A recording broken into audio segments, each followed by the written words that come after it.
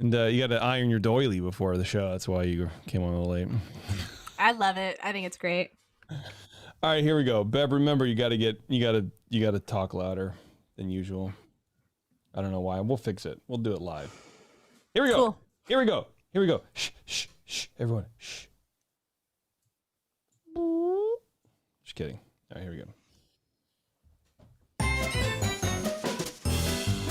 It's time for the show that brings the magic right to your speakers.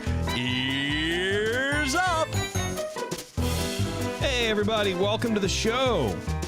EarzUp podcast. We are back. We're back, baby. We're here on the internet. We're live on the internet.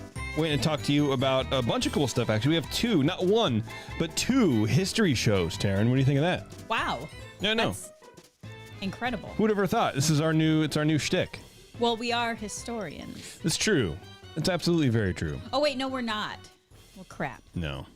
Well, we're somewhere in between, I think. We're somewhere, yeah. Yeah. We would, I think, we're the kind of historian like that weird Greek guy from the History Channel who talks about ancient aliens. That's the kind of historian we are. Yeah. We're a historian, but it just means, and it's like not, it's like of meaningless nonsense and fantasy. True, except that we actually do, like, real research, so we do know some stuff. We just don't know it, like, offhand. Right. I can't pull it out of my back pocket. No. That's absolutely correct. I also love ancient aliens. I was listening to some podcasts, and they were basically like the History Channel sort of primed the pump for all these sort of like boomer 40 through 60-year-olds to get into conspiracy theories like QAnon and stuff like that, because all you have to do is be like, this could have happened. I don't know. I'm just asking questions. And then, through the 90s, you're watching so much History Channel. You're like, yeah, maybe the pyramids were built by aliens because we don't have any proof that they weren't. And then now suddenly it's like, there's a basement in a pizza place in DC that is like draining children of hormones and like feeding it to the top echelon. It's, I don't know. The History Channel really went off track. They had a good thing going. They were doing this show called Modern Marvels. I don't know if you remember that. And it was like Modern Marvels, the Eiffel Tower. They even did one called Modern Marvels, Walt Disney World. Oh, okay. Oh, nice. And then they were running out of topics. And a friend of mine pointed out to me, they're like, did you see the latest Modern Marvels? It's Modern Marvels Dirt. And it was an actual episode about dirt. And I thought they've run the course with Modern Marvels, I think. See, to be honest, Definitely peaked. that's like where we're going to end up. It's going to be like Walt's left pinky finger on the partner statue. Next up on The history of grass. Trees. Yeah, it'll be the history of our third show. Yeah. Just repeat after that. That wasn't the plan this show. It was hard. Yeah, we'll finally hit our 15-minute show mark at that point. It's like, there you go. Well, I don't know what to say, guys. 5 minutes of intro, and then, Gotta go. yeah, the toilet paper that they use is not that great. I got scratchy on my bum. Well, we're done. That's it. And we do have a good show for you. We have Miss Beverly, who's going to go through the history of Turtle Talk with Crush. Wow. Which is sort of where we are. Great. And I also just want to preface that Yeah. I am very hesitant to call that a history show because there's really not a lot of history. It's a thing. It's gonna be great. It is what it is, man. Yeah, we're just gonna talk about it, and that some things you can't just have a history of if they're not really changing and haven't been around for decades. But it has. It's been around for almost 20 years. Oh wow! It just hasn't changed. See, there you It go. came out in 2005. Wow. Jeez. I know. That doesn't feel like 20 years ago. I know. Yeah. Yeah, I don't like associating 2005 with 20 years ago. Yeah. I apologize. My bad. Rude. Yeah, it's also 3 years away. And then we're gonna take a break, and we're gonna come back, and it's gonna be the history of the Polynesian Village Resort music, right, Jer? That's right. Your time segment. Correct. Get your seggy Nice. on. Normally, It's been a while. I think we'd go first, but I wanted to tease Jer out a little bit. Well, you mix it up, keep it changing. It keeps it interesting for the listener. That's true. That's true. I am excited about this. You did write and say that you may or may not have teared up writing this segment. Yeah, don't. I don't know if you were drinking or not. I was just gonna say, don't have 3 dirty martinis before you write a Spectro Time segment. Oh, or do. Because then I got so moved by this story, and then I was looking back at my write up tonight, and I'm like, why was I crying over this? You guys, they brought grass from Hawaii to make the grass skirts, and I think it's beautiful. I think it's so beautiful. Oh, I can't wait. It's going to be a good time.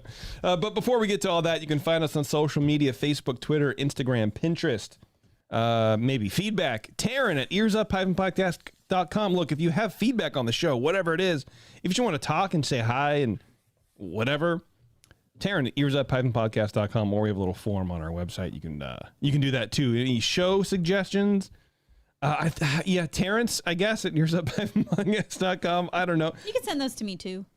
Honestly, you can kind of just do anything to anybody. If you forget someone's email, just send anything to any of us. But then I don't have anything to say in the beginning of the show. So you can say hi to Bev and anything else. That was so terrible. Hi, I'm your new babysitter.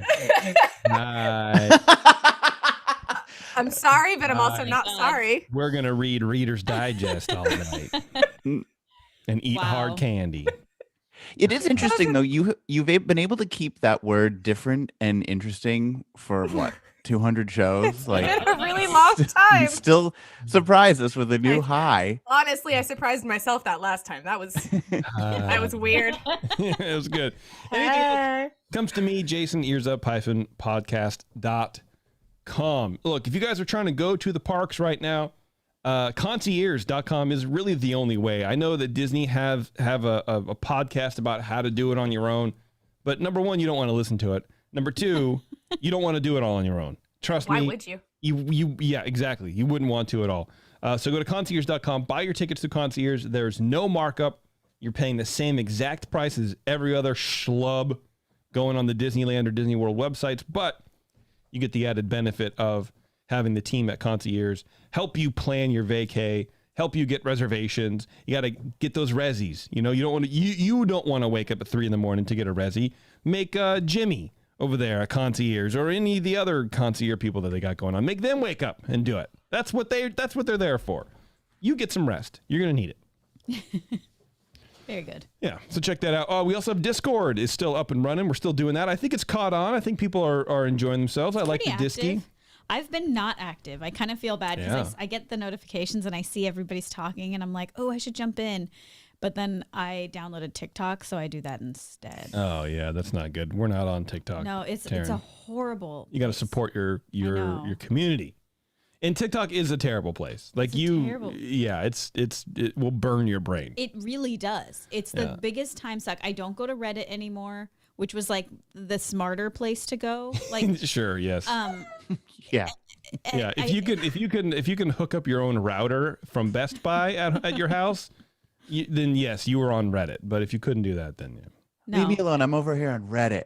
Yeah, I felt better about saying like, oh yeah, I read Reddit before bed. Now I look at TikTok before bed. Yeah, well, and my brain dies every night. The people who think you're smarter for being on Reddit are the same people who don't know that there's like literally subreddits about eating boogers. You know what I mean? Oh yeah, that's me. Yeah, it's literally just if there's anything going on over there. Yeah, I don't know if that's true. I'm sure there's a lot of depravity going on Reddit, but if there's not a subreddit about eating boogers, there should be. Honestly, I mean, at this point, that's the last bastion of content that we have. Yeah. What's the difference between? Oh, sorry. No, go ahead. No, go ahead. I just want to know what the difference was between Reddit and Quora. Quora's like where you just ask random questions and then random. I thought that's what Reddit was. It sort of is, but Reddit's just more like a community. It's more like a forum, I guess. But instead of like forum sections on a forum, it's just a page, and you can kind of scroll through and stuff like that. It's like it's more communal. There's like I follow like a baking Reddit subreddit, so like I see other people's baking and their recipes and things like that. And then there's my favorite one is very popular. It's am I the a-hole? And people write in stories, and then their last question is, was I the a-hole in this situation that they described? Those are my favorite because it's basically Dear Amy, but they're asking the world. And when they actually are the a-hole, oh, it's just so good to read all the comments. Okay. Well, yep, that's Karen over there learning. Learning on Reddit. But yeah, anyway, concierge. go check them out. You can support the show if you guys want. You go to etsy.com/shop/coveyears. Grab a couple of our brand new tie-dye t-shirts. Those are doing pretty well. I enjoy those. I enjoy seeing those fly off the shelves. We have all sorts of other shirts you can check out too. I guess I got to look and see, because Etsy will sometimes just like pull stuff down, because you only put stuff up for like 3 months or whatever the default is. So I got to make sure, and they don't tell you that, hey, this is coming off now. So I got to go and make sure, all our stuff's back up. So yeah, I don't know, man. Anyway, but the best way to support the show is patreon.com/EarzUp. You can sign up for as little as $2 a month if you want to. And that just lets you, help support the show. The shows, because we also, off of this pipeline, we have Supreme Resort and Bantha Milk and Scraping the Vault. So, and then, obviously the Secret Show. So, that helps everything keep going there. But if you want to go at the $5 level or up, you get a whole bunch of other stuff like Secret Show access and walkabout access, which we are going to be doing a walkabout tomorrow night. Maddie is going to join us. She's out there in TikTok land. Speaking of TikToks, collecting Disney themed TikToks. Oh boy. Just about, the weird stuff that people like to post on TikTok about Disneyland, Disney World, I think and I'll wherever. join. Yeah, so we're going to sit and, either find out some cool trends, because Maddie is she's on trend. She's like, what kind of stuff do you want? I'm like, first of all, I don't know. I leave it up to you, because TikTok is weird. Yeah, but I'm like, I want like fun stuff, but also stuff we can talk about. Like, it's not just, here was my trip. Nah, that's boring. But like, here are these cool new, Crocs, or I threw my Croc at Gaston, or something like that. That's what I want to see. Not that I'm advocating throwing Crocs at Baston. At Baston. Nobody hits like Baston. I don't know. I know that's not his name, guys. The 21st Amendment Brewery's latest beer release, Tropical Brew Free or Die IPA, puts an island vacation in their whimsically designed cans. That's right, cans. This refreshing year-round release Tropical IPA is brewed with pale and Munich malts, brimming with Azacca, Citra Cryo, and Mosaic hops, and topped with a splash of pineapple flavor. The result is a clean, refreshing beer featuring a mix of sweet malt, balanced bitterness, fruit-forward hops, and a nice tropical vacation at the finish. Tropical Brew Free or Die IPA is available at your local good beer shop, neighborhood taproom, and anywhere else people come together to find great craft beer. Punch it! All right. It's going to get old one day, but God, I hope not. That day is not soon. That day is definitely not soon, man. That day is definitely not soon. All right, Beverly, Miss Beverly. Okay. Let's get on with some history of Turtle Talk with Crush. Let's crush it. Okay, let's crush it. Never say that again. Unless you're talking about sudsy bevies. I don't want to hear crushing it. Okay. All right. Well, today we're going to chat a little bit about Turtle Talk with Crush. Now, as I mentioned earlier, I sort of hesitate to call this segment a history segment, quote unquote, because there's actually very little information available about the history and development of this attraction. But there's plenty of information about the attraction itself, so we'll start there. Turtle Talk with Crush opened originally in Walt Disney World on November 16th, 2004, and then was duplicated at Disneyland in July of 2005. Now, some of you may disagree with me, but in my opinion, Turtle Talk with Crush is an attraction geared towards what I like to refer to as the Disney Junior demographic. Okay. Let me be clear by saying that I'm not saying the attraction isn't cool. I'm simply stating that I am not the main demographic it's geared to. True. Totally true. Turtle Talk with Crush is located in Hollywoodland inside the Animation Academy, which is right across the street from Award Wieners. Classic. Oh, I know. Yeah. Once you enter the Animation Academy, you go to the right where you'll find the waiting queue for the attraction. But I'm pretty sure you can actually just wander around the Animation Academy and they just announce when the next showing is. Because I think it runs like every 15 or every 20 minutes or so. That makes sense. The room the attraction is housed in is very similar to a small theater. There are bench seats in the back for the adults and a sloped floor in the front for the kids. PSA, if you're an adult, don't sit on the floor in front of a small child. I like Turtle Talk. I'm going to sit right here, bro. In that scenario, you are the a-hole. Check. Yeah, that rule actually extends beyond Turtle Talk with Crush, as it turns out. Honestly, it really does. It really does. At the front of the room, there is a large screen that gives the illusion of looking into the ocean or a giant aquarium. This is called the window to the Pacific. Oh, all right. I don't know why I just said it like that. But the window to the Pacific. Once seated, guests are given a brief introduction to the show by a cast member, and then they are greeted by Crush. And sometimes during this portion, you'll get to see some other familiar characters from the Finding Nemo franchise. After some initial chit-chat and silly jokes about living in the ocean, the real magical part of the show begins. This is the question and answer portion. This is where Crush will answer pretty much any questions presented to him by the crowd. Sometimes they're about things related to the ocean. Sometimes you get a 3-year-old asking about planets. You never know. You never know what Crush is going to be asked. But he pretty much always has an answer for you. And I'd like to play my audio clip right here. I bet you would. Mind. What are all your kids' names? All 65. Right now? Okay, hope you got a minute, Kaylee. Well, check it out. There's Squirty's totally my youngest. Then we've got Sheldon, Shelby, Trisha, Lishel, Michelle, his shell, her shell, our shell, one shell, two shell, red shell, a blue shell, Shellella Ding Dong. And then we got the twins, Bill and Ted, Wendy, Garth, Cheech and Chong. The triplets, Mary, Kate, and Ashley. The teenagers, Leonardo, Michelangelo, Donatello, Raphael, John, Paul, George, and Ringo. Yeah, John's going through a weird phase right now. He thinks he's a walrus. And then we totally got Michael, Janet, Jermaine, Tito, Latoya, and Randy, Ross, Rachel, Phoebe, Monica, Joey, and Sheila. Yeah, they're like really good friends, bro. Crush Jr., Crush Jr., Crush Jr., Crush Jr., Crush Jr., Crush Jr., Crush Jr., Crush Jr., Crush Jr., Crush Jr., Crush Jr., Crush Jr., Crush Jr., Stan, Crush Jr., Crush Jr., Crush Jr., all the way up until my oldest son, Keanu. Well, hey, some of you laugh, but he's 100 years old and still lives at home. That's funny. Yeah. It's pretty funny. Legit answered the question.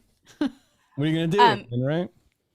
Exactly. So obviously that audio clip was pulled from YouTube. And if you've never had the chance to sit in Turtle Talk with Crush, I think you take the opportunity and watch one of the YouTube videos because it's actually really entertaining. And it's also really fascinating because as he's saying all of those names, all of his mannerisms and the way his mouth is moving is in real time. So it seems as though he's really speaking to you.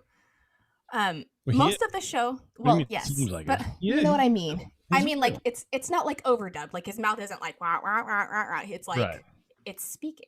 Right. Now, most of the show is improvised with Crush answering questions on the fly. However, like we heard in the previous clip, there are some canned answers. For example, the kids' names. Also, sometimes we'll sorry, I'm gonna start that over. Also, sometimes Crush will ask the crowd what their favorite food is.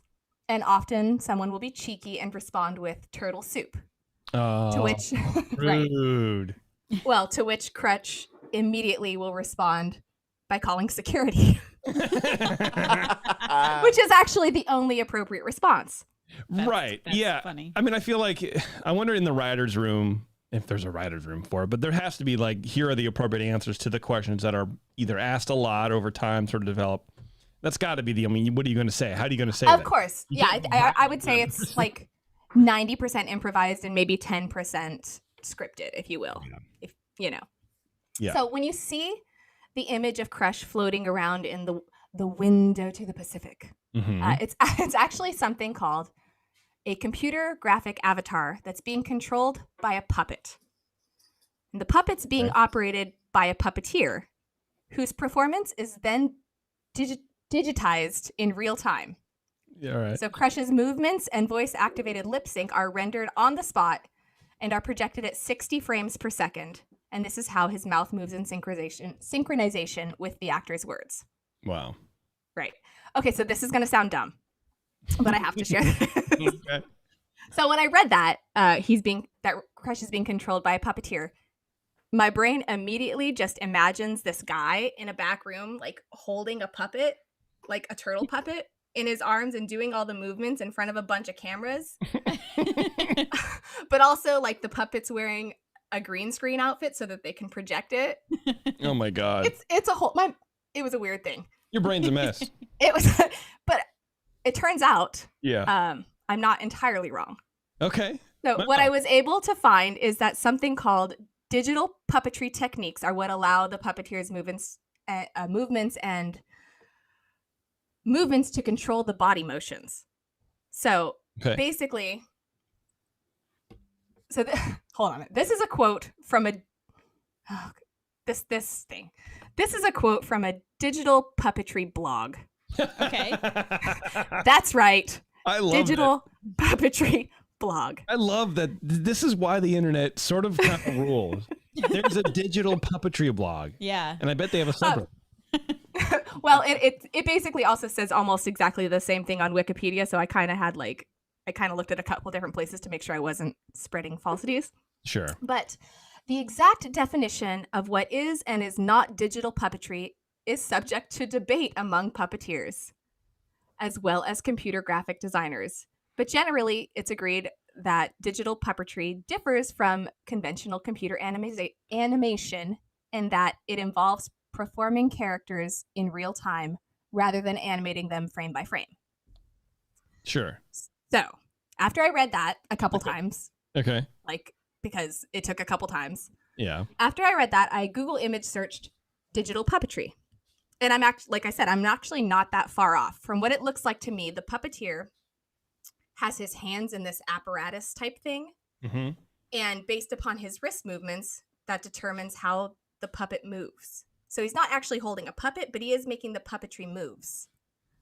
Now, Jason actually helped me with this, but we tried really hard to find a Turtle Talk with Crush behind the scenes video. Yeah. But Yeah. of the 6 links that I found, all of them had been removed for copyright infringements. So for now, we just have to use our imaginations. Unless somebody in the chat knows, if you know how this works, feel free to share, because we don't.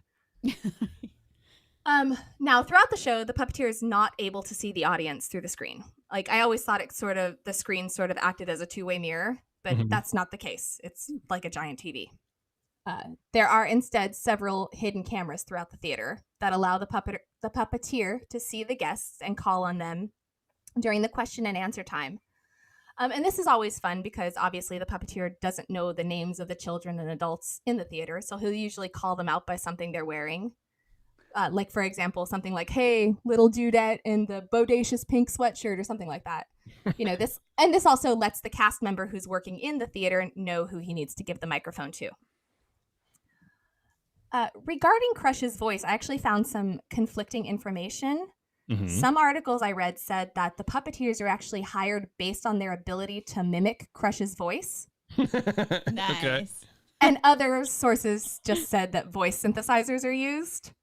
I couldn't determine either way. I don't think that you can. I mean, I don't think voice synthesizer technology is there. Yeah. So you think it is actually just people who someone can doing the mimic? voice. Yeah, I mean, this is a voice It's actor. like California skater or not surfer voice. Yeah. Yeah, I mean, it's the It's not super hard. I mean, I'm not going to do it, but yeah. Yeah, like not for nothing. That's how you all sound to me. So anyone could do it. I swear. awesome. I love that. Love I that mean, for us. It is a pretty stereotypical thing, and any half-assed voice actor can do that. So I mean, voice synthesizer, I don't think you can get the right inflection. You can get the right tone. I mean, there's like voice equipment to like compress and expand and sort of like pitch shift, but you still need the intonation. And I think you could tell. I think it's a voice actor because looking through some of the clips on YouTube, the voices are different. They are a bit different. So if you were gonna be, and even the delivery, like when Crush is going through all the 65 kids, sometimes they're different. There's pauses, so they're like live. I mean, they're scripted answers, obviously, because the answers were the same, but the delivery was different, and even the tone and how the person intonates things. Some of the inflections. It's different. Yeah, right. So I think it's just a voice actor, either a puppeteer trained to do that voice or vice versa. The chat is disagreeing with you. Of course they are. I'm going to fire them all. They are Start saying booting them out. one who knows some crushes says that they are synthesized. No. And Mr. P says think deep fake but audio. So they're saying it's the a buzzer thing. says no. My laundry's done. Yeah, cool. That's me folding laundry here during the Spectro time segment. So Aaron in the chat says okay. it's a mix of both technologies. Ah, okay. Well, First of all, one's not a technology, one's just a voice. Just a skill, and then they use the skill over the. Well, and Aaron would know. And Mr. P, I think, is full of it. But Aaron, I trust. So Aaron would definitely know for sure. But I have a hard time believing it. So I'm still not going to believe it, even though Aaron's telling me. It does. It's hard to believe because the last version of Disney voice synthesizing that we've heard is the Main Street Electrical Parade's intro. So I haven't heard them advance it beyond that with any proof. So yeah. I mean, because it would also, this is a real time thing, so it has to be like the mic or like audio is synthesized in real time. It's not editing later. It's the computer and the processor that does this has to be very, very fast. Could you imagine if like that went down in the middle of it and then like Crush just starts talking like his normal voice? It's actually just a British man. Yeah, exactly. Crush Junior, Crush Junior. Ah! Oh man. Well, I don't know. Now Sarah's telling me I should go to the press room. No, I'm not going to do it because I want Aaron. Aaron, you need to give me photos, proof. Give me proof. Photos of the synthesizer. Yeah. Give us photos of that audio now. Yeah. Just the waveform. Here it is. Yeah. All right, go ahead, Bev. It's okay. Turtle Talk with Crush has remained Turtle Talk with Crush remained largely unchanged for more than 16 years. Can you believe? We already talked about this, but can you believe that Finding Nemo's been out for almost 20 years? That the movie was released in 2003. First of all, no. I dislike you right now. And I'm sorry. It's accurate. In That's 2000, wild, it's unfortunate. Like, where did the time go? Yeah.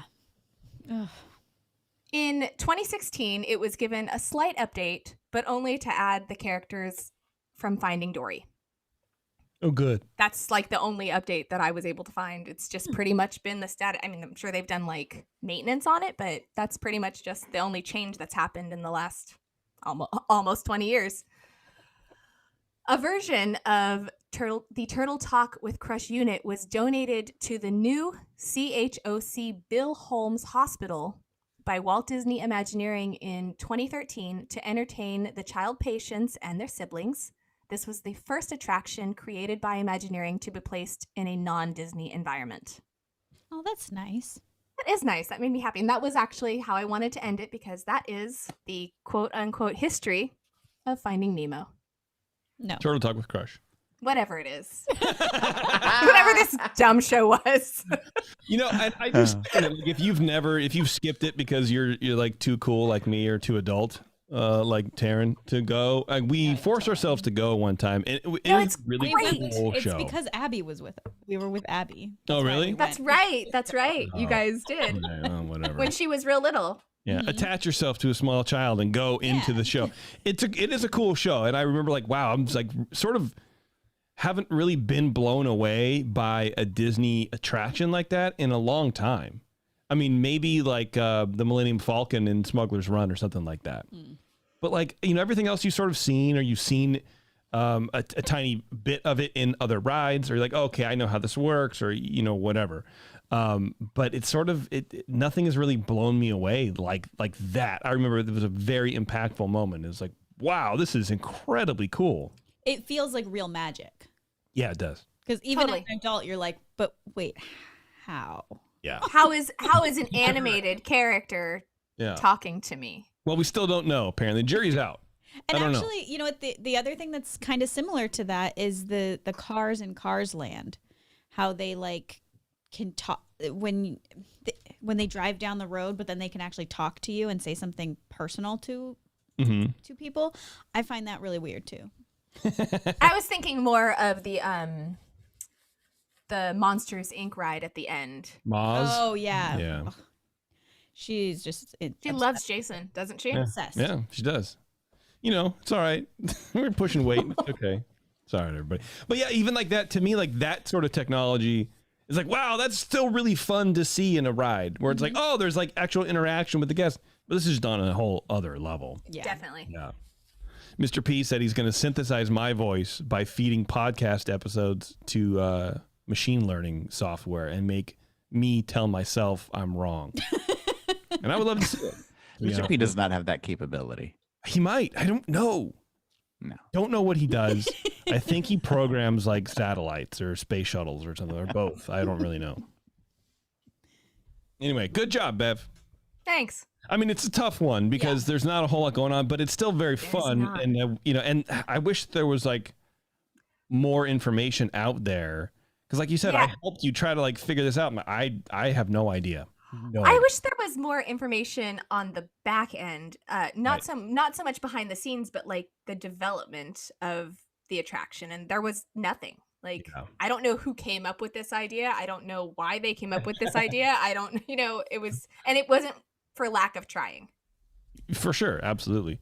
Well, Aaron, you've changed my mind on it because I've always bristled at the idea of Turtle Talk with Crush. I don't like that it's in my wonderful Living Seas Pavilion at Epcot, which is one of my favorites, but you have made me want to go in and try it. I usually run past it and pretend it's not there. Oh, Jer, you got it. You'll love. Oh my gosh, I had convinced myself when I was planning this. I was like, oh well, at least everybody's been on the ride, like, or on the been to the attraction. Like Jeremy, 100% has gone to this because this is something you would enjoy. Well, yeah. there you go. So, Jeremy, when next time you go back to Disney Springs, whenever you go to Planet Hollywood to find the Titanic door that's in Planet Hollywood. What? Yeah, the door from the movie Titanic is on display at the Planet Hollywood in Disney Springs. What door? What? The door that Rose boots Jack off of. Whoa. The door that they both could have fit on? Yeah. I always thought that was a headboard. Well, maybe it is. I don't know. Who knows? But how did you find that out? Is that new that it's there? Has it been there all along? I don't know. There was an article about it because someone did a TikTok video of it, and it sort of started going viral as these things do because people are like, wow, I knew that Jack could have fit on there. Or some people go like, yeah, actually, now that you look at it, it is pretty small. I apologize for like 20 years of hating on Rose. There's no way two people could have fit on there. And then sort of it was like cracked. If I remember correctly, it's kind of like at an angle. So like, I think. Well, yeah, because she's like half in the water. Well, no, I didn't mean that. I meant like the top is like cut, like cracked at an angle. I thought. Oh, yeah, I don't know. But these Disney news blog sites, all they do is they just mine TikTok and Reddit for for posts, for and they go, headline. Here we go. Someone dropped a drink in Disneyland and no one gave them a fresh one. That's a 4-paragraph article. All right, we're going to take a quick break. We're going to come right back. We're going to listen to Jeremy explain the history of the music of the Polynesian Village Resort. He's going to whisk us away to palm trees and music. I don't know, something like that. Spectro time. Hang on, everybody. It's Ears Up. We'll be right back.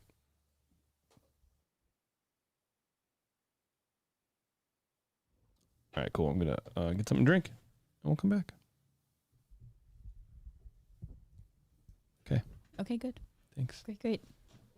Do it. Oh my gosh, I was just in there, the lights were low. What is that? You don't remember what that is? That is that little guy who did the Star Wars preview video, and he's in there with that tall Imagineer, and he comes out of the room with Gaia. Oh. And she's like, what's wrong? And he's like, oh my gosh, the lights were down. I was in there.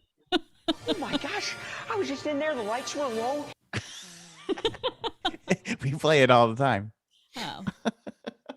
It's so good. It's like literally just the best. Oh my gosh, I was just in there. The lights were low.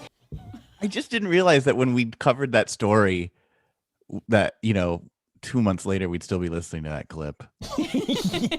But I'm happy about it.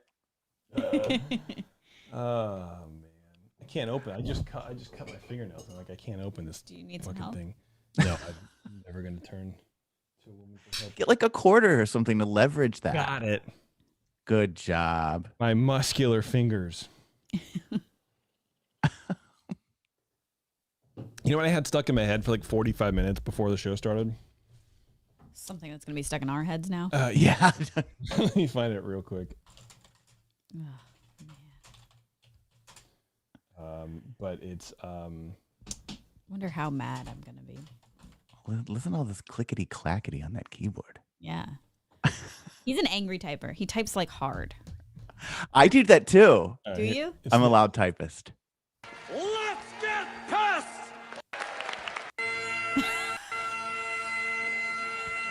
If you think I'm sexy, I just want my body. This actually, this gets stuck in my head too. If you want my body, you think I'm sexy. Is that Fat Bastard? It's from, well, yeah, it's Mike Myers from So I Married an Axe Murderer. Oh, I thought it was from Austin Powers, but I was like, I don't remember it being the bagpipes. Well, it's the same character. It's the same, I mean, basically yeah. the same voice. Scottish. Oh, okay. Have you never seen So I Married an Axe Murderer? No. Oh, my Jeremy. gosh. It's so good. It takes place in San Francisco. It's actually not that good, but there's some funny moments. I love it so much.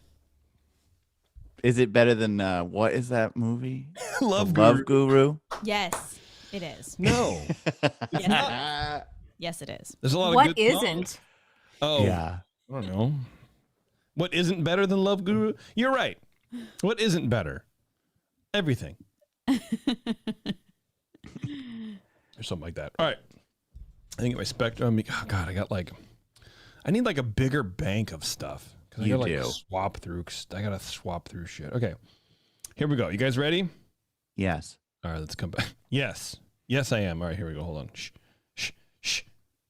And now, back to the show that ignites your dream wish of imaginations and magical color wonderment of forever. EarzUp.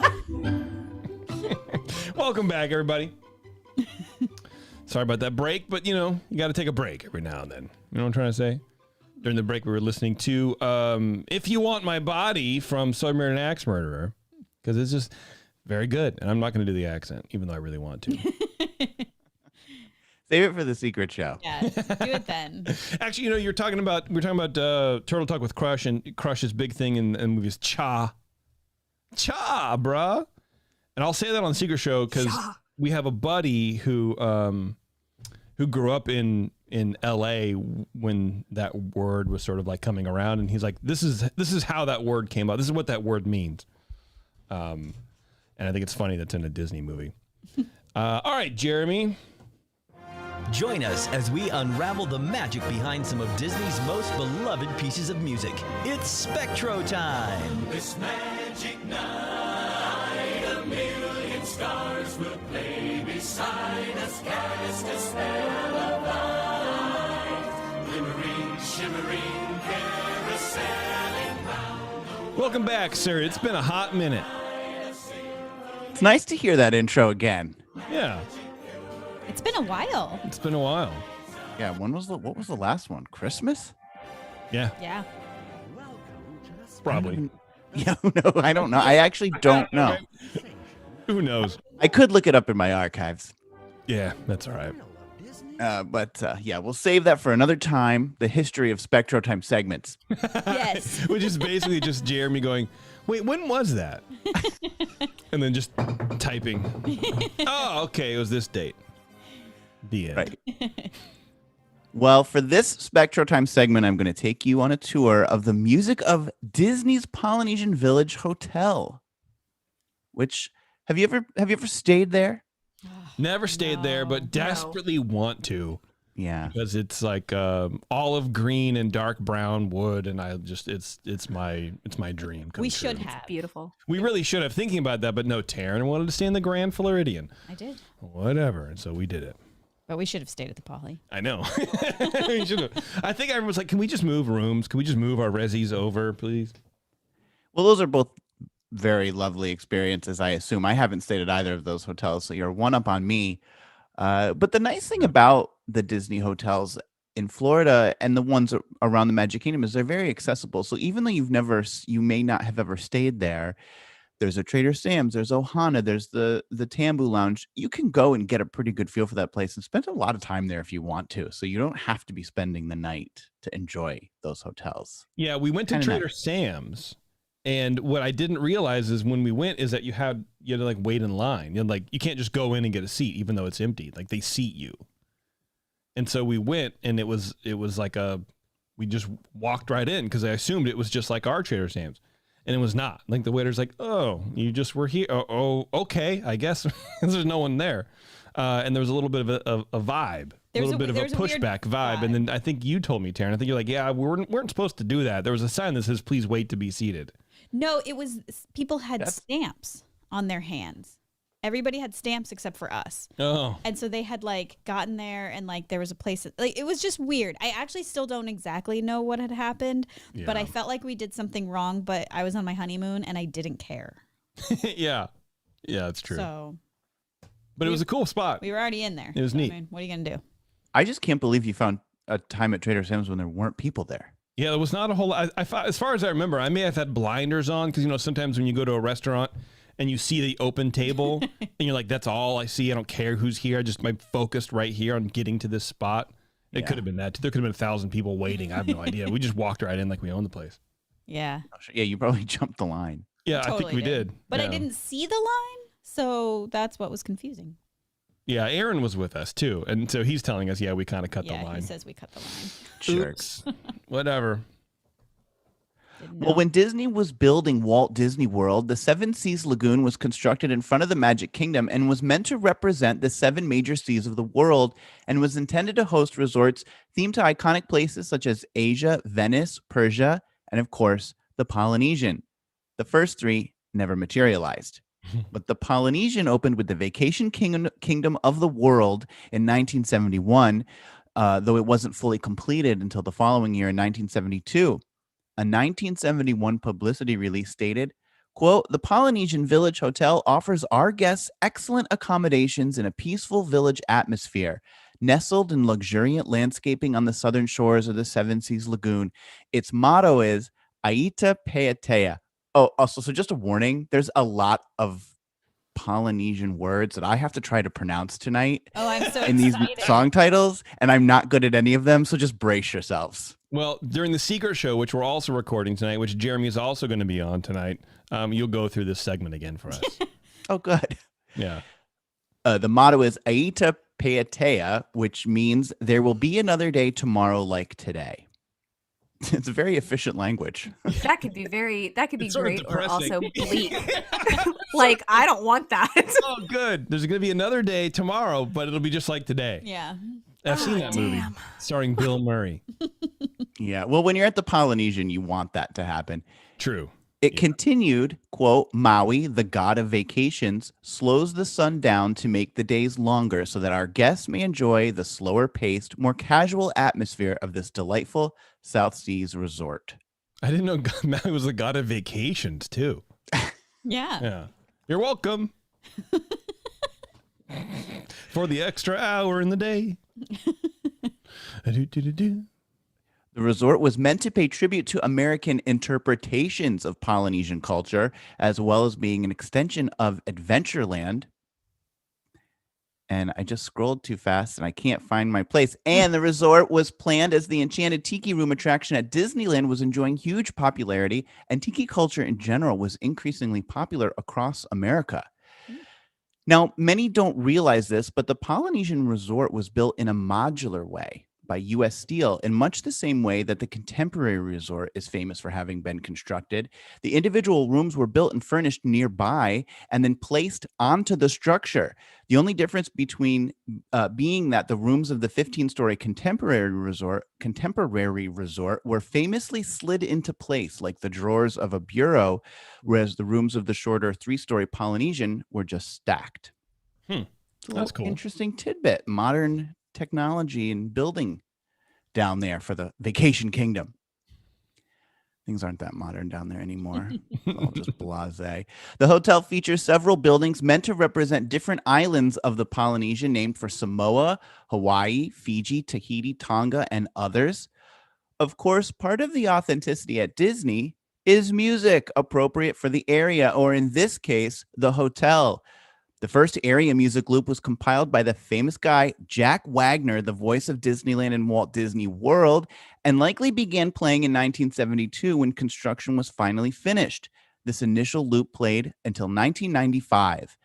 Now, documentation on this loop is scarce at best, and the only way we know what music was playing is through the determined research of Disney music audiophiles listening to home videos and hearing the music in the background, and some people who just went to the Polynesian in those days and turned tape recorders on because they liked the music they were hearing. And so now through that, we've been able to source some of the tracks of that loop. That's cool. That's awesome. Yeah. Shout out to all the brave soldiers out there. Brave soldiers. Thank you for your service. So through these efforts, we are able to identify at least 6 tracks that played at the Polynesian from 1972 to 1995. We start off with a track called Hawaiian Memories by the Living Strings from their album Hawaiian Memories, number 1.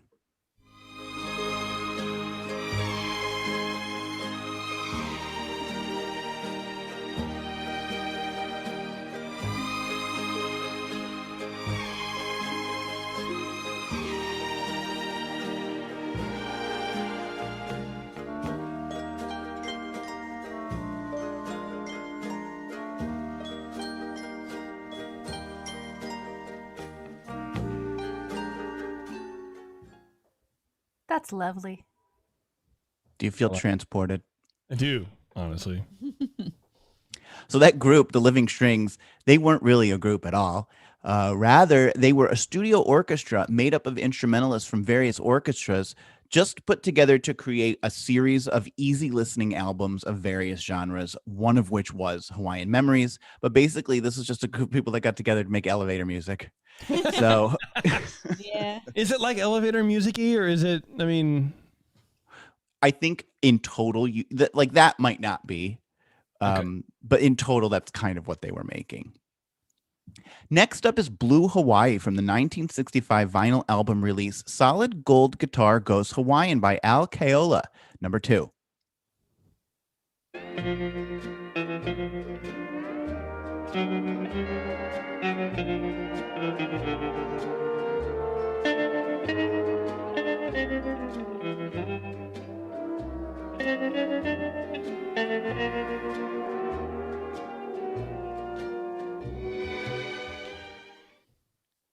Makes me want to be on a beach.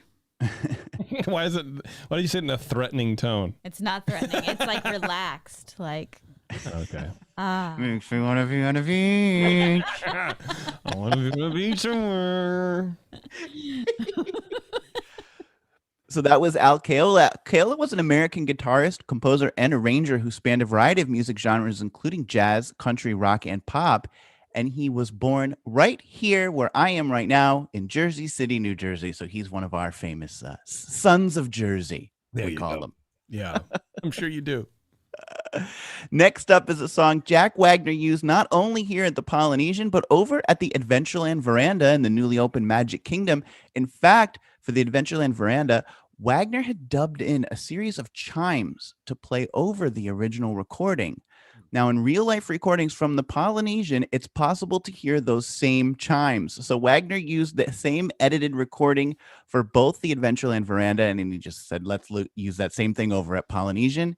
I have not that version. I have the original studio recording. I don't have his chimes, but Hmm. here is Stars Over Maui by the 101 Strings Orchestra off their album In a Hawaiian Paradise number 3.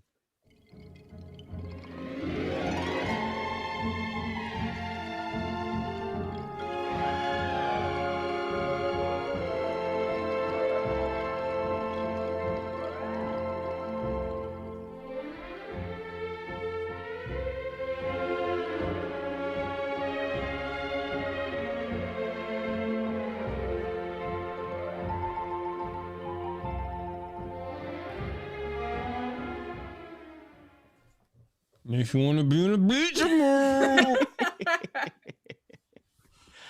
Sounds great. I love that track. That's on Spectro. Oh, nice. Because it's on there because I have the Adventureland Veranda music. But don't you worry, all this music is going up soon. Oh, yes. It's the benefit of a Spectro segment. It's true. Tune from Rangoon by Martin Denny on his album Quiet Village is our next track.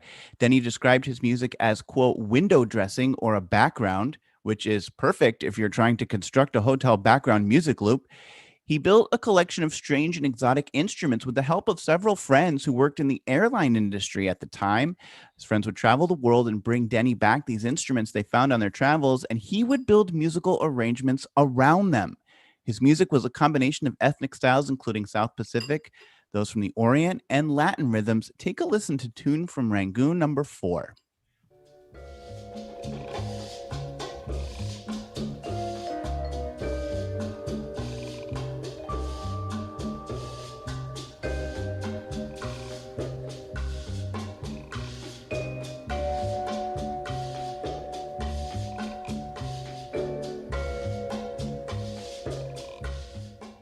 Classic. That's a classic in the tiki world, man, for sure. It definitely plays at our house during the summer. Yeah, You're familiar with that one? Yeah. Oh, my. I mean, I wouldn't be able to like pick it out, the title, but I think Martin Denny had a sound. He had a very definable, different from like Artie Lyman, where it was sort of like the same exotica sort of thing. But it's interesting how these Polynesian interpretive musics and the tiki sort of musics evolved into like the exotica realm too. We're like a little more sultry, and it was sort of a little more sexy and kind of less exotic and more that drippy, dreamy sort of music, like burlesque show kind of, Betty Page stuff. Yeah, well, some of the artists we're discussing tonight are really credited for having created that genre. Absolutely. So yeah, and Denny is one of the most. He's just a name that even before doing this segment, I knew that name because he's definitely one of the more famous in this realm. Yeah. The last track that we know of is called Pretty Maui Girl by the group Diamond Head Beachcombers off their album Music Inspired by the Motion Picture Diamond Head. Unfortunately, that is only released on vinyl, and it hasn't arrived at my house yet. So I don't have that audio clip for you. I will bring that to... maybe I'll bring it to a secret show or something sometime soon. But when it arrives, you're going to be on right after this show. Yeah, I haven't gotten a UPS notification during this chat. So, all right, okay. So we are going to move on from the original music set. And in 1995, the Polynesian introduced an updated, longer music loop. This loop featured 18 tracks. Fully 6 of those tracks were from one album called Chants et Danses de Tahiti.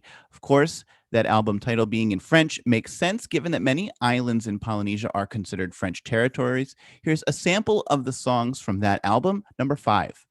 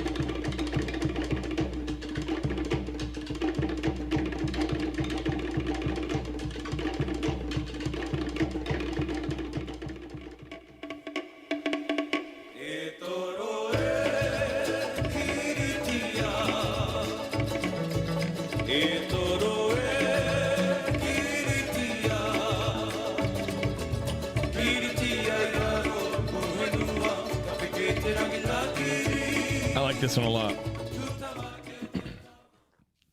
That was like my favorite one. Yeah, it's fun.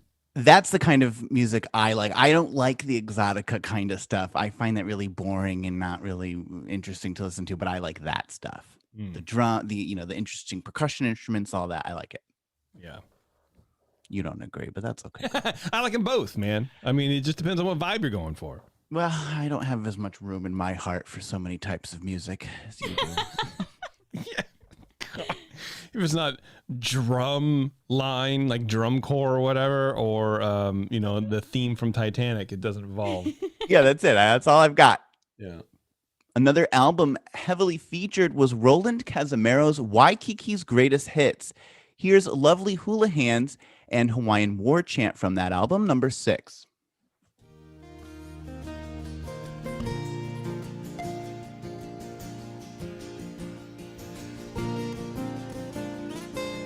See, this I don't like.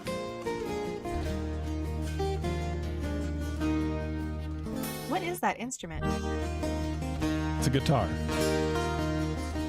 I know that part.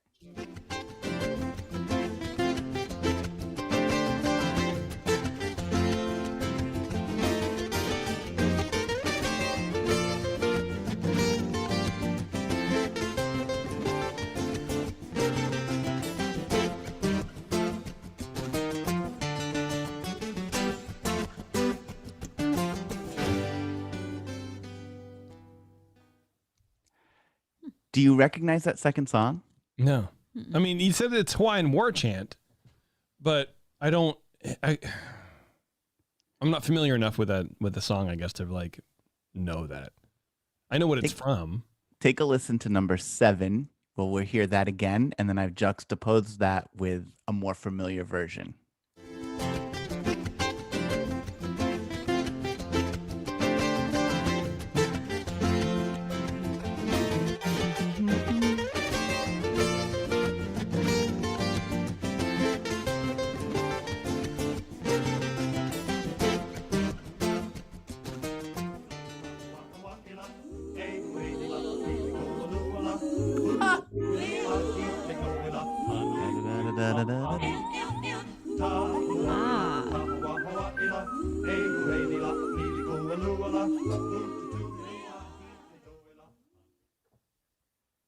So you could, when you hear it, he plays with the melody a little bit, but that's the song. Mm-hmm.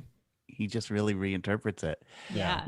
Roland Casamaro was one half of a group called the Brothers Casamaro, and they helped define contemporary Hawaiian music. In 2010, the Polynesian once again received a fresh set of audio. This loop is notable for drawing from a wide variety of Polynesian artists and clocks in at just under 4 hours in length. So to hear the whole thing, you'd have to sit around the Polynesian for a while, but for many people, that's not a problem. This loop samples several numbers by a group called the Sunday Manoa. Sunday Manoa was founded by Hawaiian-born guitarist Peter Moon and 2 members of the Pahanui brothers. After other members of the group left, Moon recruited our friends from earlier, the brothers Casamaro, Roland and Robert. In 1971, they released their first album titled Guava Jam. Guava Jam became seen as the spark of the Hawaiian cultural renaissance, and 2 tracks from Guava Jam made their way to the Polynesian area music in 2010. One is Ka Ililiao Koe Keikoa. Nice. Good job. I don't know if it's a good job, but that could be completely not how it's really said, but thank you. As far as we know, it sounds great. And the other is the much easier to pronounce self-title Guava Jam, number 8. By the way, Bev Mike in the chat says that's the slack key guitar. Okay. Very I've never heard of that. Slack key, yeah.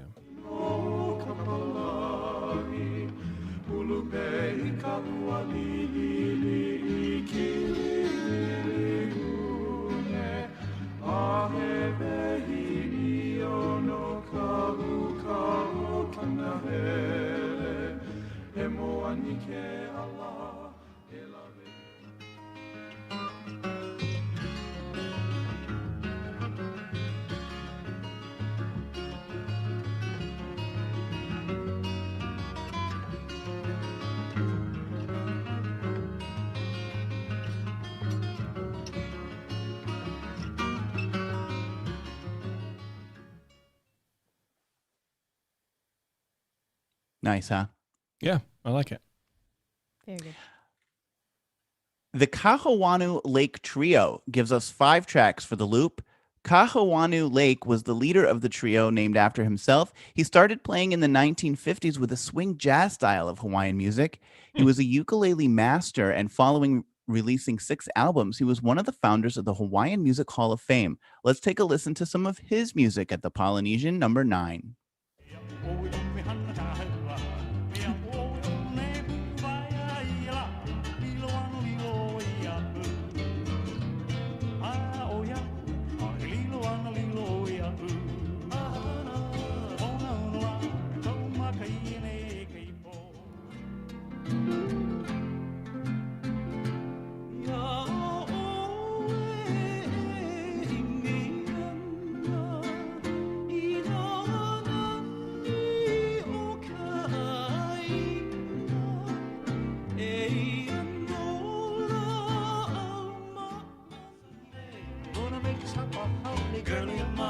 Girlie of mine, all of the time I'm dreaming of her, my hula girl.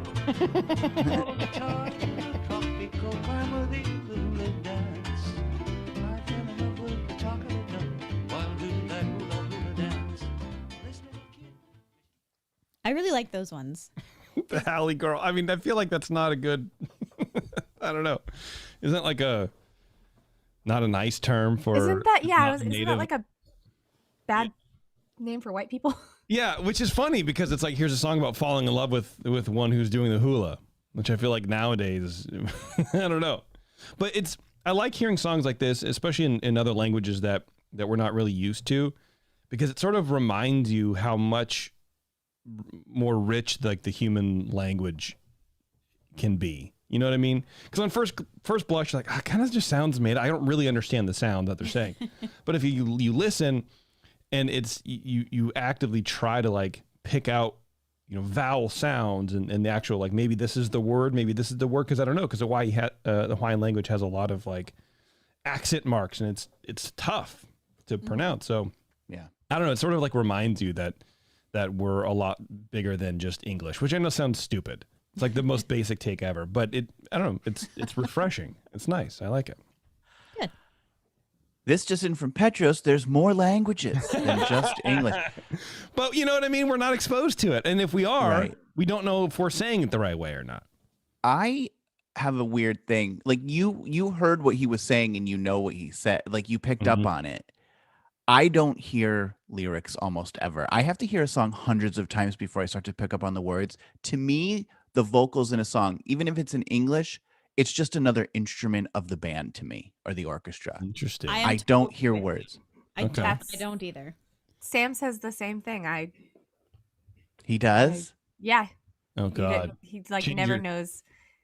He never knows the lyrics to any songs. It's not like his primary focus. Like if he's listening to the song, he's listening to the instruments. He's listening to the different lines that are being played. The vocals he doesn't care, frankly. Yeah. Yeah. Jason will pick up on, lyrics in rap songs. And I'm like, how do you hear words? I'm in the streets. I know what's going on. Well, it's funny because I'll like just the worst, like, dog food sounding, band, just like screaming metal or whatever, but it has to have a certain tone.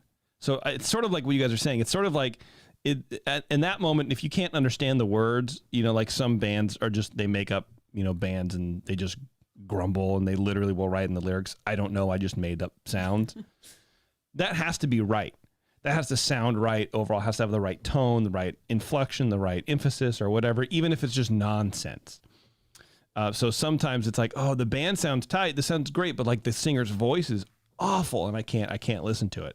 So it's sort of like in between. But I will, try to like pick out what the person's saying too, because for me it's like, well, music is just, it's good, but it's like, okay, there's the chords or something. I don't know. I guess because I don't understand music, so the only thing I understand barely is how to listen to people. Right. That's how you form your connection to it. Yeah.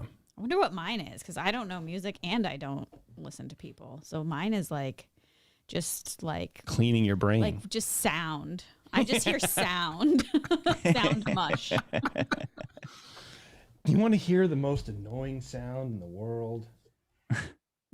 Punch it. It's a long way to go for a joke, but I did it. Yeah, you reached far for that one. I really did. Literally. Literally and figuratively. Finally, Dennis Pavao makes up another 5 tracks from the music loop. Pavao is another 1970s Hawaiian musician who is credited for sparking the Hawaiian music renaissance, especially Hawaiian falsetto singing. He, along with his cousin, started the Hawaiian falsetto group Hui Ohana. Pavao sadly died at the young age of 50 from a brain aneurysm. But let's take a listen to his... It's like my top 10 list of things that are going to happen to me. Thanks, Jeremy. Yeah, but you know what? I think it happens fast. I feel like that's even worse for me. Like you're just 1 minute you're there, 1 minute you're gone. It's great. Is it great, or is it like Ant-Man, like watching Ant-Man, where like in your mind it takes 4 years, but in a real time it only takes a certain, it takes like 2 hours. I don't know. I've never seen Ant-Man, but let's take a listen to his contribution to the Polynesian atmosphere, number 10.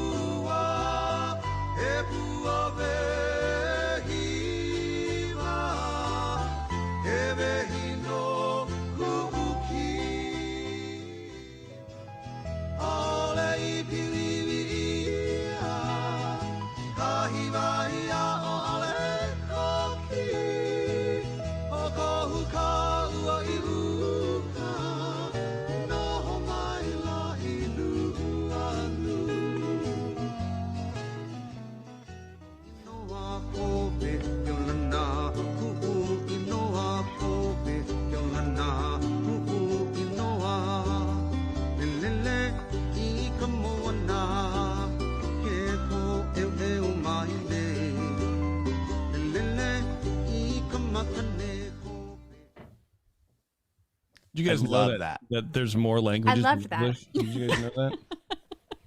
That's just in. That was really good music. What do they say? Only the good die young. Yeah.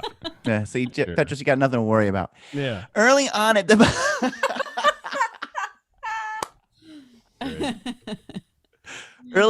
Polynesian, elaborate outdoor luau's were held on an outdoor stage on the beach.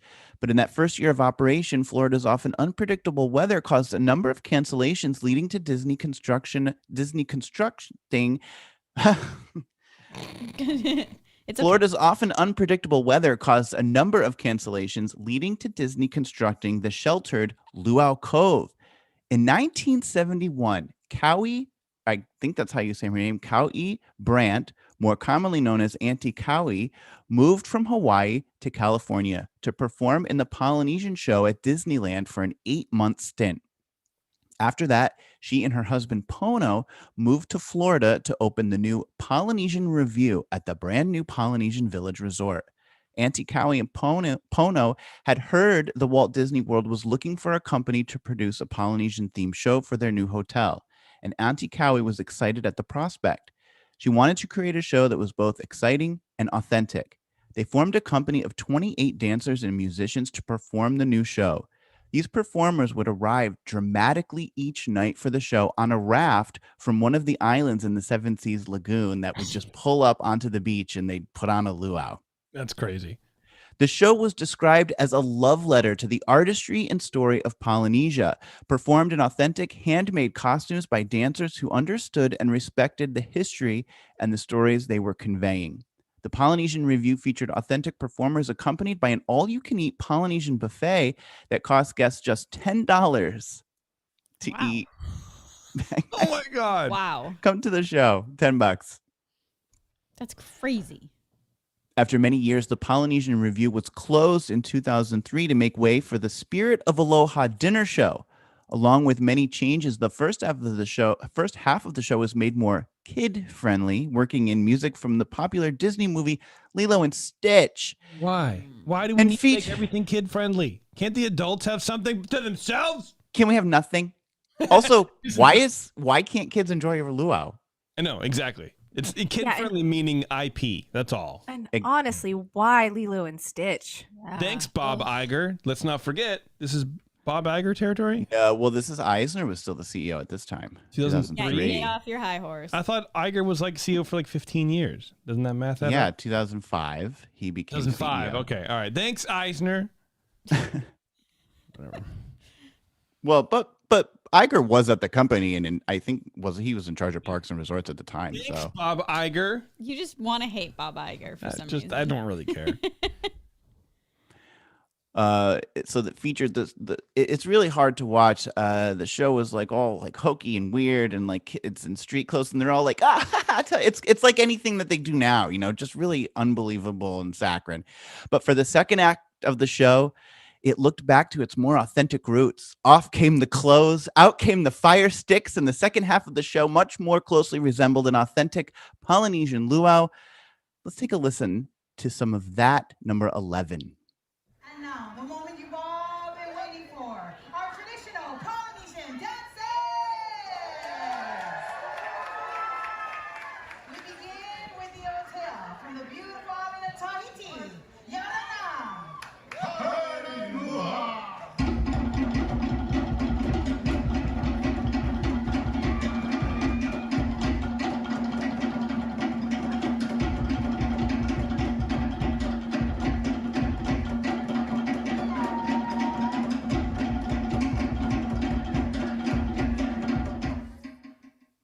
Here to tell you the story of Pele, the volcano goddess, are the coming with the hula kahiko, kua lolua.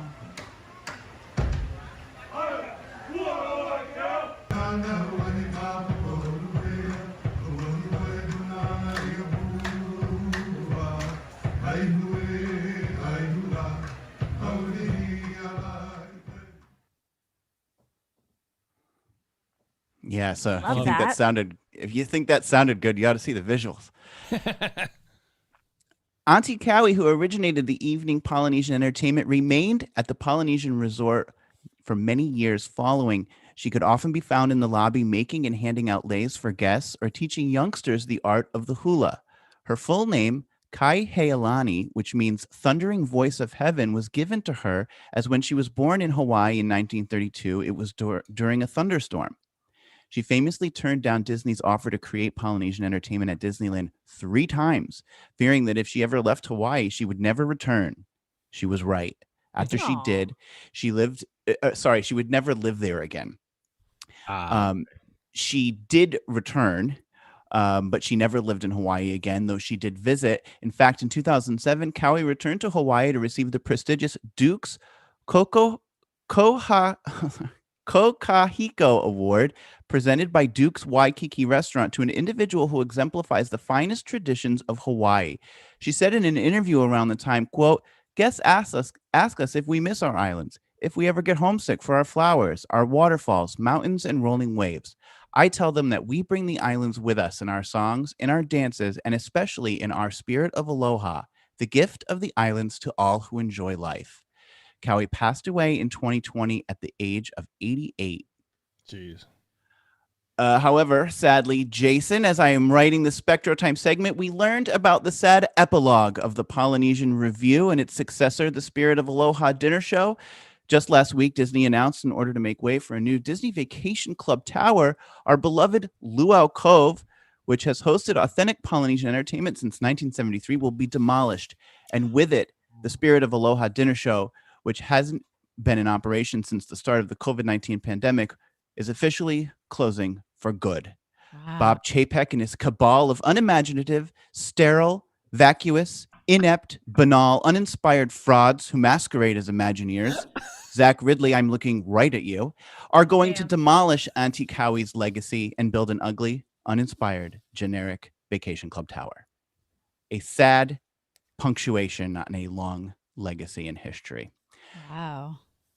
So that's most of the music of the Polynesian Resort, but it would be remiss to talk about the music of the Polynesian and the history of the Polynesian without talking about another historic event that took place at the Polynesian.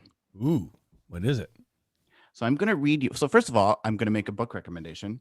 Okay. And that is to read by Jim Korkis, Hidden Treasures of Walt Disney World Hotel Resorts, or Resort Hotels, sorry. Histories, Mysteries, and Theming. So I'm going to read you an excerpt from one of the chapters. In the February 9th, 2008 Orlando Sentinel newspaper, May Pang, who was in one of John Lennon's personal assistants, was recorded. At the end of 1974, after 3 years of court battles and acrimony, the final dissolution of the Beatles was about to happen. The meeting was scheduled for December 19th at New York's Plaza Hotel. Ironically, that was the first place the group stayed in America in 1964. George Harrison was in New York on his Dark Horse tour. Paul and Linda McCartney came in, and of course, John and I were already in the city. Only Ringo was missing, but he had signed the documents in England. Julian, John's son, who was 11 years old, was with us for the Christmas holiday, and all was calm, all was bright. Gathered around a huge table were George, his lawyer and business manager, the McCartneys, with Paul's in-laws and lawyers, Ringo's lawyer and business manager, Neil Aspinall of Apple, with 2 sets of company lawyers, blah, blah, blah. I was with John, and it was up to me to tell Harold that he decided not to attend the meeting, blah, blah, blah. Let's just keep moving. John, Julian, and I left New York the following day to spend Christmas in Florida. On December 29th, 1974, the voluminous documents were brought down to Florida by one of Apple's lawyers. This is Apple Records, not Apple Computer. Right. Take out your camera, he joked to me. He looked wistfully out. This is John Lennon speaking. He looked wistfully out the window. I could almost see him replaying the entire Beatles experience in his mind. He finally picked up his pen, and in the unlikely backdrop of the Polynesian Village Hotel at Disney World, ended the greatest rock and roll band in history by simply scrawling John Lennon at the bottom of the page. John Lennon booked a room at the Polynesian Village Resort at Walt Disney World and gazed out the Seven Seas Lagoon before he signed the document that broke up and ended the Beatles. Although Disney is unable to confirm which room Lennon was in, it is apparent that it was a ground floor corner room in the Samoa Longhouse, formerly the Hawaii building, that looked out on the Seven Seas Lagoon, with Cinderella Castle clearly visible in the distance. Both John and Julian Lennon were excellent swimmers and enjoyed the pool at the resort. The end of the Beatles. What a weird ass way to end. Well, that's just where I cut out because, we get it. They love swimming, but that's it. The Beatles ended at the Polynesian musical history. Crazy. That's wild. And they were good swimmers. Perfect. Oh god. Just shut up. He's still going. Wow. I thought that next sentence was germane. I'm like, oh, this is so stupid. But fantastic book, by the way. Get it, read it, love it. It's a page turner. Sounds like it. Wow. Yeah. From Corky's. So that's the history, the musical history of the Polynesian Village Resort right there. It's amazing. Good job. Join us as we Very good, Jeremy. behind some of Disney's most beloved pieces of music. It's They were both excellent swimmers. Enjoyed the pool at the Polynesian. Great. I'm sure they did. John Lennon, also an excellent number oneist, enjoyed the bathroom at the Polynesian several times. You know what that is? What? That's a good story. Jeremy, the detail and experience that you put into your research is second to none. I love it. Very good stuff, man. Oh, God.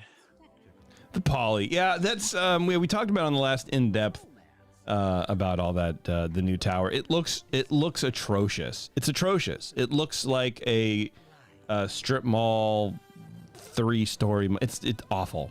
Looks terrible.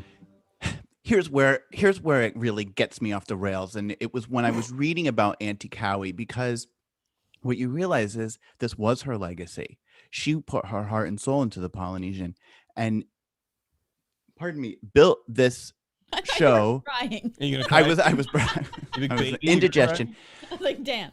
Built this show with her husband, left her home, where she was afraid to leave, thinking she'd never move back, didn't move back, but built on the spirit that she believed in her culture, and she was like, you know what I can do is be here and pass this on to youngsters, and she did it until a ripe old age. This hotel had a heart and a soul and a person who left a legacy, and they're demolishing it. And that's what they don't understand. Like, they would rather build a vacation club tower than honor the legacy of this person who, if these buildings are more than just hotels that look Hawaiian. Okay, there was a heart and a soul and a person who built a legacy there, and they're demolishing it. They waited until she died, and now it's over, and it makes me really angry. And it's not like they can't put a vacation club literally anywhere else. Like they don't have to just demolish it and put it there. Well, and that's the thing. It doesn't look like it belongs with the Polynesian at all. It looks like it sort of belongs next door to the Grand California, to be honest with you. You should start one of those things that Jason hates. The GoFundMe, what's it called? The change.org petition. Change.org I'm sure petition. There's like 100 of them A already. group text? That's No, those are the things that I hate. But this is the thing. Why are we demolishing this? Walt said we have more than enough room to accommodate all the dreams, the blessing of size. And instead of taking advantage of that, they're going to knock down something that has some amount of authenticity, put these performers, these wonderful performers, out of a job and build another one of their crappy towers. I'm on life support with this company. I don't have much more patience. Well, and that's the thing. The hotel will make them money. The performances didn't make them as much money as the hotel did. And that's ultimately what these people are going to care about. I mean, look at everything. I mean, that's what all the CEOs are doing. I mean, look at what everything Iger did, just to make more money.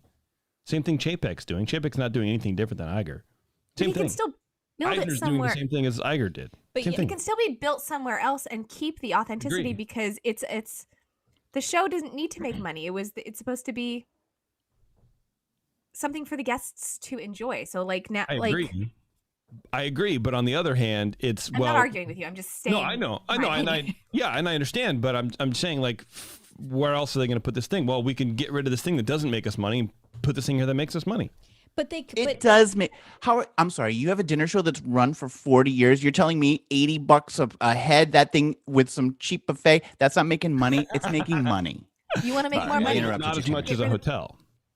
Not as much as a hotel, but Bev is right. Like, there is so much land around I agree. there. Like, for sure. They don't have to replace anything. Look, I'm not saying that they're right. I'm just saying I understand what they're doing. What I don't understand is why is there not room for both? And it's why is it DVC club members only? Don't they have enough in the other resorts? Like, do they need their own specific tower? Now I hate everybody in the DVC club. Everybody. Well, that's the thing, is it's a false choice. It's like, well, we have to have something that makes money, so it's either this or that. It's like, well, how about you build a DVC tower and not knock down the show we all love? Can you do both? You probably can do both. Right, you can, and it even makes it a worse choice. And I know I wasn't really defending the choice, but I'm saying I get it from like a business standpoint. But it sort of makes it makes the people who aren't in the DVC now dislike people in the DVC, because like, oh, you guys are the reason why we're losing this thing. We're not in the DVC club because we can't afford it, or we choose not to, or it's a scam or whatever. But now that's invading the thing that we do like, that we go to frequently, that doesn't need a membership. It doesn't need doesn't need to do anything. So now we have no choice. Devalues the hotel a little bit, because now there's this cool hotel, and there was this cool thing that you could do at this cool hotel. So okay, yeah, let's pay a little more and stay there. But now this cool thing that you could do there isn't there anymore. But you're still paying through the nose. Yeah, I mean, you're paying the performers. You're getting all that. There's costs involved, like with any show. Sure. And maybe maybe the last 5 years they were planning to get rid of it. Who knows? Maybe this is an Iger. I'm going to pin this on Iger. It sounds like an Iger move. No. No, Chapek's been involved long enough that he's endured the brunt of enough of his choices to where if they were somebody else's, he'd be like, not me. Chapek is doing some bad things. Let's just be honest. Like, I don't know, name 12. I don't know. Jason is this big. He's a chapologist. I can't. He's not. I really don't even think he is. Look, us bald guys got to stick together. Right. Oh, geez. That's what happens. All right, everybody. Thanks a lot for tuning in. I really, really, really do appreciate it. If you're looking for more content, Bantha Milk has just released an episode. They went through the Peacemaker show, which is a DC comic show on HBO. And they decided to do something a little bit different, so you can check that out. Supreme Resort, I'm sure, has a show out. I don't know. Eric, I know you guys did some stuff, but no one tells me anything, so I don't know anything what's going on my own shows. But coming up right after this, The Secret Show with Jeremy is, I think, sufficiently bullied enough that he's going to stay on. He said he wasn't going to, but He better. I got a spin class in the morning. You can spin. Look, this show jock. will send you into spinning. Okay, it's fine. Just stay on. It'll be fine. All right, everybody. Thanks a lot for tuning in. I appreciate the support. And until next time, we'll see you later.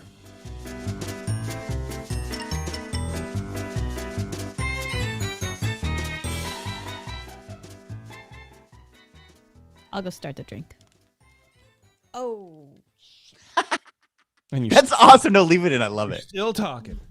All right. Go start the drink, Taryn. My bad. Yep, it is. All right. I'll see you guys in the next meeting. Bye.